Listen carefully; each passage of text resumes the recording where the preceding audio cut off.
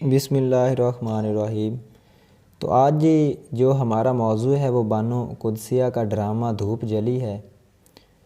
تو اس ڈرامے میں ایک شاندار محبت بھری کہانی کو بیان کیا گیا ہے اور بڑے اعلیٰ انداز کے ساتھ اس نے اس کو بیان کیا ہے۔ اس ڈرامے میں ایک سڑک بن رہی ہے اور کام کرنے والوں کا ایک پورا ماحول بنا ہوا ہے، کیونکہ اب وہ مختلف کاموں کے لیے ہر طرح کے لوگ جو ہیں یہاں موجود ہیں اور ان کی ضرورت بھی ہے۔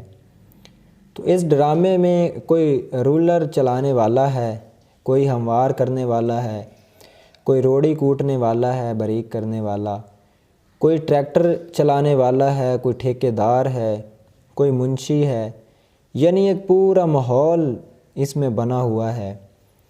تو اب اس پورے ماحول میں ایک رولر چلانے والا جو ہے اس کو روڑی کوٹنے والی سے محبت ہو جاتی ہے۔ وہ ایک لڑکی ہے جو روڑی کوٹتی ہے تو اس سے اس کو محبت ہو جاتی ہے، اور وہ جو ہے بیوہ لڑکی ہے۔ تو جب سڑک کا کام مکمل ہو جاتا ہے تو ٹھیکیدار کا پیغام آتا ہے کہ اب سامان اٹھائیں، اور رولر والے کو کہتا ہے کہ تم نے ادھر جانا ہے، اور روڑی کوٹنے والوں کو کہتا ہے کہ تم لوگوں نے ادھر جانا ہے کیونکہ آپ لوگوں کی وہاں ضرورت ہے۔ تو اب ان لوگوں کو جو ہے الگ الگ کر دیا جاتا ہے، اور اب وہ ہے ان کی نئی بستی بنے گی اور پتہ نہیں کون کہاں جو ہے وہ جائے گا، مختلف لوگ جو ہیں ان کی جگہ پہ آئیں گے۔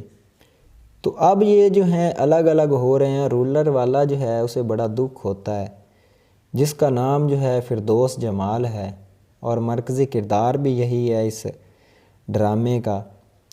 اور لڑکی جو ہے وہ عظمیٰ گیلانی ہے۔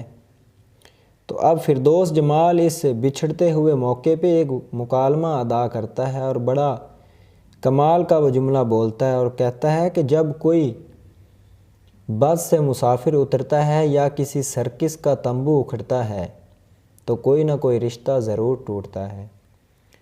اور یقیناً اب یہ جملہ ہی پورے ڈرامے کی کہانی کا نچوڑ جو ہے وہ لگتا ہے۔